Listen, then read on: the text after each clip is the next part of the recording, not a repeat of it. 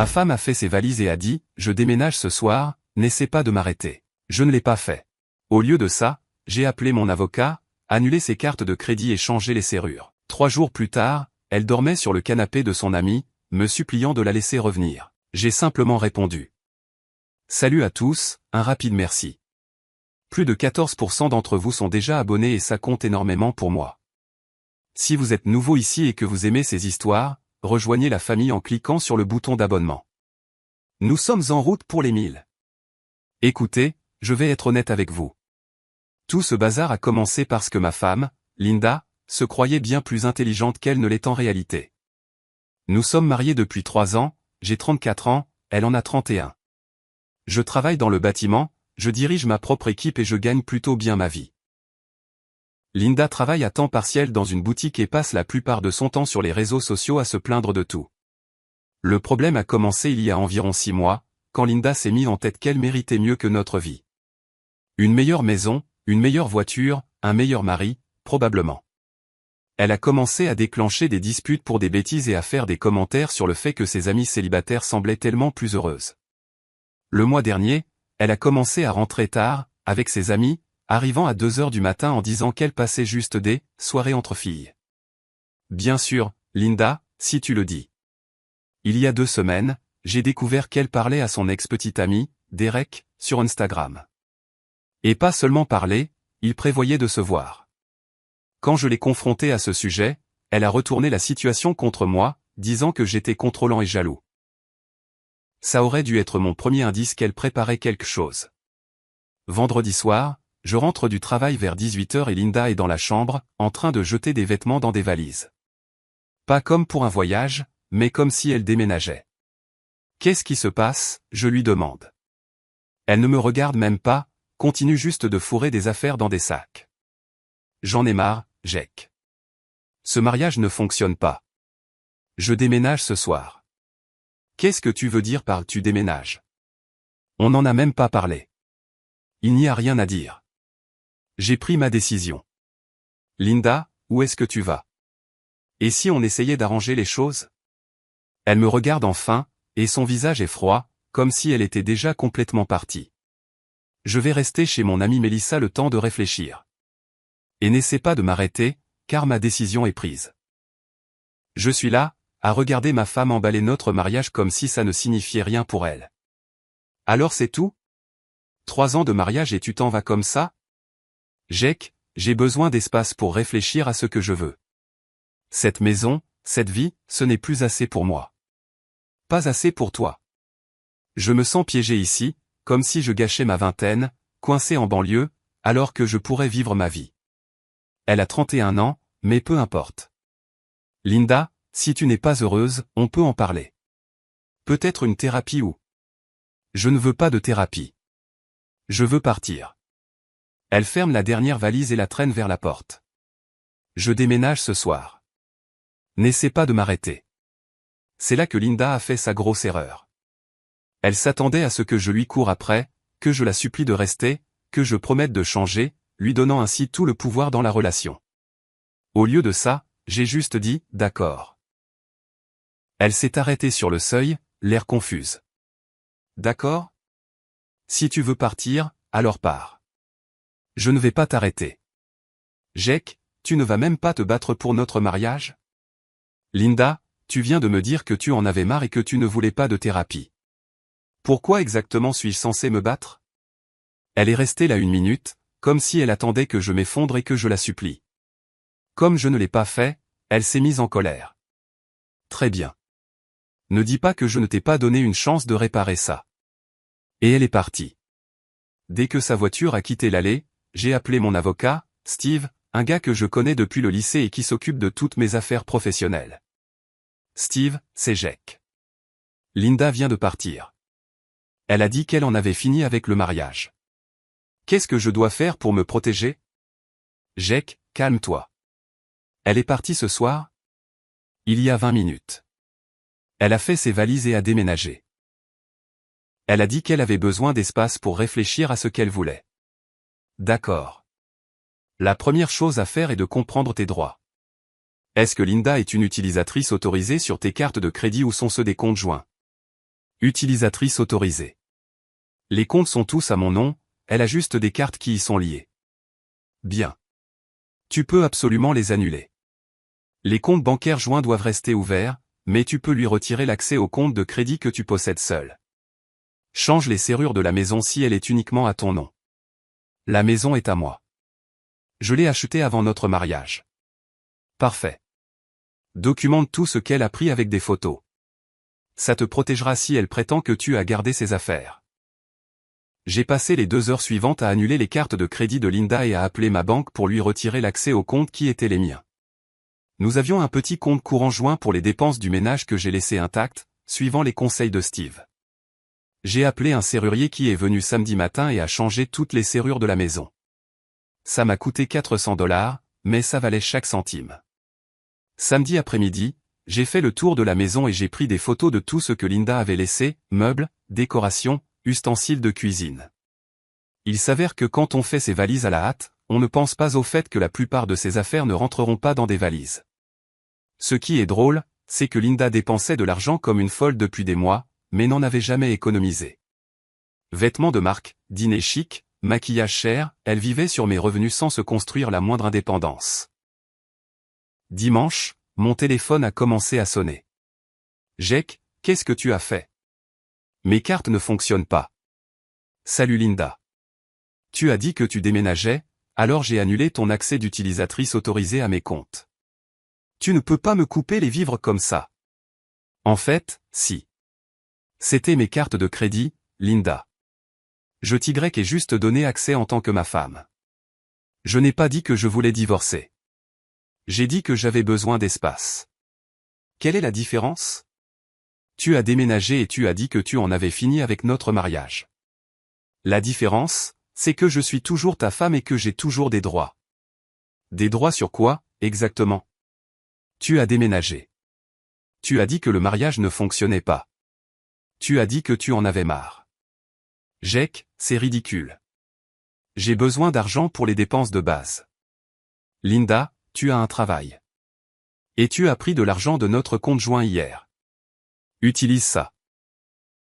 Elle avait retiré environ 800 $ du compte joint en partant, j'avais vu le retrait. Ce n'est pas assez pour vivre. Alors tu aurais peut-être dû y penser avant de décider de partir. Elle m'a raccroché au nez. Lundi, l'amie de Linda, Melissa, m'a appelé. C'était intéressant, car c'était Melissa qui avait mis dans la tête de Linda l'idée de me quitter. Jake, c'est Melissa. Linda est chez moi et elle est vraiment en difficulté. C'est malheureux. Jake, elle a fait une erreur. Elle était sous le coup de l'émotion et n'a pas réfléchi. Melissa, Linda a fait des valises et a déménagé. Ça me semble assez réfléchi. Elle avait juste besoin d'un peu d'espace pour réfléchir. Ça ne veut pas dire qu'elle voulait mettre fin au mariage. En fait, c'est exactement ce que ça veut dire. Elle a dit qu'elle en avait marre. Jake, tu ne peux pas juste lui parler? Elle se rend compte qu'elle a surréagi. Melissa, c'est toi qui lui as dit de me quitter, tu te souviens? Tu as dit qu'elle était trop jeune pour être attachée. Silence à l'autre bout du fil. Ça fait des mois que tu dis à Linda qu'elle devrait explorer ses options et voir ce qu'il y a d'autre. Eh bien, maintenant, elle explore. Ne m'implique pas là-dedans. Jake, ce n'est pas juste. Ce qui n'est pas juste, c'est que l'ami de ma femme la convainc de faire exploser notre mariage parce que tu es amer à propos de ton propre divorce. J'ai raccroché. Mardi, Linda a rappelé elle-même. Jake, je dors sur le canapé de Melissa et ça ne va pas du tout. J'ai besoin de rentrer à la maison. Ce n'est plus ta maison, Linda. Tu as déménagé, tu te souviens? Jake, j'ai fait une erreur. J'ai écouté les mauvais conseils de Melissa. Alors c'était l'idée de Melissa? Elle n'arrêtait pas de me dire que je gâchais ma jeunesse en étant mariée, que je devrais voir ce qu'il y avait d'autre pendant que je suis encore jeune et attirante. Et tu l'as cru? Jake, je me rends compte maintenant que c'était stupide. Melissa est malheureuse et elle voulait que je sois malheureuse aussi. Linda, tu ne trouvais pas ça stupide jusqu'à ce que ta carte de crédit cesse de fonctionner. Ce n'est pas vrai. Linda, si je n'avais pas coupé ton accès à mon argent, est-ce que tu serais en train de m'appeler en ce moment? Elle n'a pas pu répondre. Jake, qu'est-ce que je dois faire pour arranger ça? Il n'y a rien à arranger. Tu voulais partir, tu es parti. J'ai changé d'avis. Dommage. Moi non. Mercredi, elle a essayé de se présenter à la maison. Elle a sonné pendant 10 minutes, puis a commencé à marteler la porte quand je n'ai pas répondu. Je la regardais par la fenêtre essayer son ancienne clé dans la serrure. Quand ça n'a pas marché, elle s'est mise à crier « Jake, je sais que tu es là. Ouvre la porte. » Mon voisin, Bob, est venu voir ce qui se passait. Je suis sorti pour lui parler. « Tout va bien, Jake ? » Linda a déménagé vendredi. Elle est contrariée que j'ai changé les serrures. Linda s'est immédiatement tournée vers Bob, comme s'il allait l'aider. « Bob, il m'a mise à la porte de ma propre maison. C'est de la folie. » Bob avait l'air confus. « Linda, tu ne m'as pas dit dimanche que tu étais enfin libre et prête à vivre ta vie ?» Son visage est devenu rouge. Apparemment, elle s'était vantée auprès des voisins de m'avoir quitté. Je me défoulais juste, Bob. Je ne voulais pas dire que je partais pour de bon. Ce n'est pas ce que tu as dit. Tu m'as dit que tu avais pitié des femmes mariées coincées avec des maris ennuyeux. Linda m'a lancé un regard comme si tout était de ma faute. Bob, c'était sorti de son contexte. Linda, tu m'as demandé si je connaissais des célibataires que tu pourrais rencontrer. Là, elle avait vraiment l'air paniquée. Jake, il faut qu'on parle. Laisse-moi entrer. Il n'y a rien à dire, Linda. Tu as fait ton choix. Jake, s'il te plaît. J'ai fait une erreur. J'étais sous le coup de l'émotion et j'ai dit des choses que je ne pensais pas. Quelles choses ne pensais-tu pas? Que le mariage ne fonctionnait pas? Que tu te sentais piégé? Que notre vie n'était pas assez pour toi? J'étais juste dépassé. Je n'ai pas réfléchi. Linda, tu as fait des valises et tu as déménagé. Tu as pris de l'argent de notre compte. Tu as dit aux voisins que tu étais libre. Tout ça est plutôt réfléchi. Elle s'est alors mise à pleurer. De vraies larmes, pas les fausses qu'elle utilisait quand elle voulait quelque chose. Jake, s'il te plaît, je t'aime. Je ne veux pas divorcer. C'est drôle, tu ne m'aimais pas assez pour me parler avant de partir. J'avais peur et j'étais confuse. Tu étais excitée, Linda. Bob vient de confirmer que tu te vantais d'être libre. Jake, je veux rentrer à la maison. Ce n'est plus ta maison. Tu y as renoncé quand tu as déménagé. Jeudi, elle a appelé mon travail, essayant de convaincre mon équipe de me persuader de la reprendre. Mon contremaître, Tony, lui a dit que j'étais occupé et a raccroché. Elle a ensuite appelé ma mère. Erreur encore plus grande. Ma mère n'a jamais beaucoup aimé Linda, la trouvant gâtée et immature. Quand Linda a appelé en pleurant pour dire que je l'avais mise à la porte, la réponse de ma mère a été parfaite. Linda, ça fait des mois que tu te plains d'être mariée. Jake a dit que tu lui avais dit que le mariage ne fonctionnait pas et que tu en avais marre. On dirait que tu as eu ce que tu voulais. Je ne le pensais pas comme ça. J'étais juste contrarié. Linda, tu as emballé tes affaires et tu as déménagé. Ce n'est pas être contrarié, c'est partir. Peux-tu s'il te plaît parler à Jake pour moi? Je ne m'en mêle pas. Tu as pris ta décision, maintenant vis avec. Mais je n'ai nulle part où aller. Linda, tu as 31 ans. Débrouille-toi, comme n'importe quel autre adulte. Vendredi, Steve m'a appelé avec des nouvelles. Jake, est-ce que Linda t'a contacté pour une réconciliation? Elle n'arrête pas d'appeler et d'envoyer des textos, mais elle veut surtout revenir. C'est intéressant. La plupart des gens qui partent n'essaient pas de revenir aussi vite, à moins qu'ils ne réalisent qu'ils ont fait une erreur financière. Que veux-tu dire? Linda pensait probablement que tu continuerais à la soutenir financièrement pendant qu'elle réfléchirait. Quand ça n'est pas arrivé, elle a réalisé à quel point l'indépendance coûte cher. Donc elle veut revenir pour la sécurité financière? C'est mon hypothèse. A-t-elle mentionné l'amour ou le fait de travailler sur le mariage? Seulement après que sa carte a cessé de fonctionner et qu'elle s'est retrouvée sur un canapé. Classique. Mon conseil est de rester sur ta position. Elle a pris une décision d'adulte, elle peut vivre avec les conséquences d'une adulte. Samedi, Linda s'est de nouveau présentée à la maison. Cette fois, elle a amené sa sœur, Amy, qui avait l'air embarrassée d'être là. J'ai ouvert la porte cette fois. Salut Jake, dit Amy. Linda m'a demandé de venir te parler. À propos de quoi? De la laisser revenir. Elle se rend compte qu'elle a fait une erreur. J'ai regardé Linda, qui se tenait derrière Amy, l'air abattu. Amy, Linda m'a dit que notre mariage ne fonctionnait pas et qu'elle en avait marre. Elle a fait ses valises et a déménagé. De quelle erreur parles-tu? Elle était sous le coup de l'émotion et a dit des choses qu'elle ne pensait pas. Elle a fait des valises, Amy. Elle a pris de l'argent de notre compte. Elle a dit aux voisins qu'elle était excitée d'être libre. Ce n'est pas de l'émotion, c'est planifié. Jake, tout le monde fait des erreurs. Tu ne penses pas que votre mariage vaut la peine qu'on se batte pour lui? Je le pensais, mais pas Linda.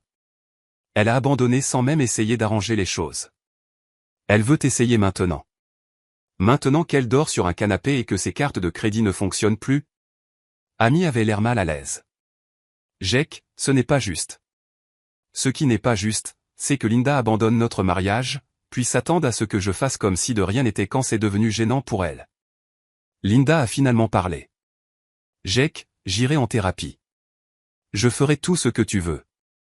Linda, ce que je voulais, c'était une femme qui n'abandonnait pas notre mariage la première fois que son ami lui disait qu'elle pouvait trouver mieux. Tu n'es pas cette personne. Les gens peuvent changer. Peut-être, mais ça ne m'intéresse pas de le découvrir avec quelqu'un qui a abandonné notre mariage. Jake, s'il te plaît. Je n'ai nulle part où aller. Melissa m'a mise dehors parce que je ne peux pas contribuer au loyer. On dirait que tu as besoin de trouver un travail à plein temps. Avec quel argent? Tu m'as coupé l'accès au fonds. Linda, tu as un travail à temps partiel et tu as pris $800 en partant. La plupart des gens arrivent à survivre avec leurs propres revenus. Amy a tenté une dernière fois. Jake, tu ne l'aimes plus? Amy, j'aime la femme que j'ai épousée. La femme qui a fait ses valises et qui est partie est quelqu'un que je ne reconnais pas. Elles sont parties après ça. La semaine suivante, Linda a fait une dernière tentative désespérée.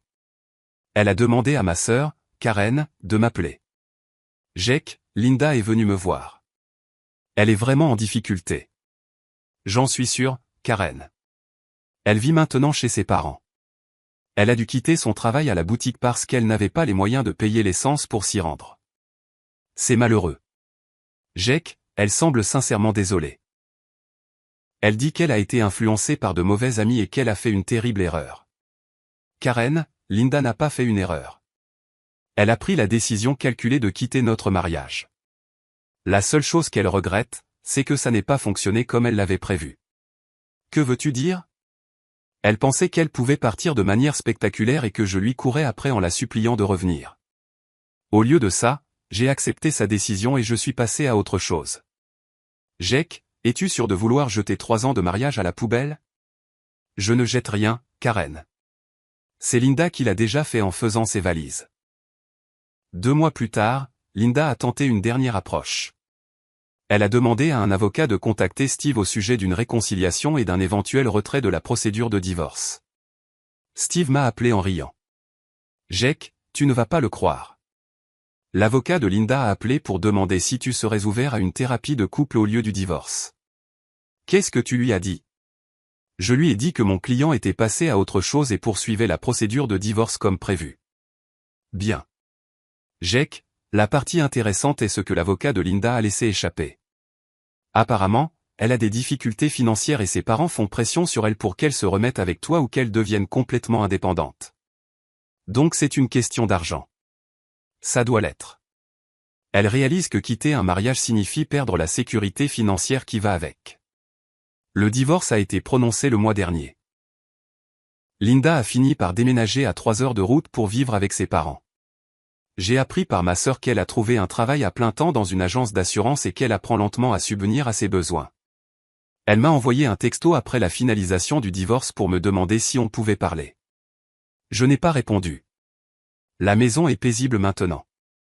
Plus de drame, plus besoin de marcher sur des œufs autour de quelqu'un qui n'est jamais satisfait de ce qu'il a. J'ai recommencé à fréquenter quelqu'un il y a 2 semaines. J'ai rencontré une femme nommée Sarah, qui est enseignante. Elle a 29 ans et sa vie est en ordre. Elle est propriétaire de son logement, travaille à plein temps et ne cherche pas quelqu'un pour s'occuper d'elle financièrement. Quand j'ai parlé de Linda à Sarah, elle a dit quelque chose de très juste, on dirait qu'elle voulait te garder comme plan de secours pendant qu'elle explorait d'autres options. Quand ça n'a pas marché, elle a essayé de revenir à son filet de sécurité. C'est exactement ce que Linda voulait. Elle pensait qu'elle pouvait partir de manière spectaculaire et que j'allais rester assis à attendre qu'elle décide si elle voulait revenir. Au lieu de cela, elle a appris que les actions ont des conséquences et que certaines décisions ne peuvent pas être annulées. Linda a dit que je ne m'étais pas battu pour notre mariage. Elle a tort. Je me suis battu pour notre mariage tous les jours pendant 3 ans en étant fidèle, engagé et en travaillant pour construire une vie stable ensemble. C'est elle qui a abandonné notre mariage en une nuit parce que son ami divorcé et amer l'a convaincu qu'il pourrait y avoir quelque chose de mieux ailleurs. Il s'est avéré que non, mais le temps qu'elle le comprenne, j'avais déjà accepté sa décision et demandé le divorce. La meilleure leçon que j'ai jamais apprise est que, quand quelqu'un vous montre qu'il ne veut pas être avec vous, croyez-le du premier coup. Ne courez pas après les gens qui s'éloignent de vous. Laissez-les partir et voyez à quel point ils appréciaient réellement ce qu'ils avaient.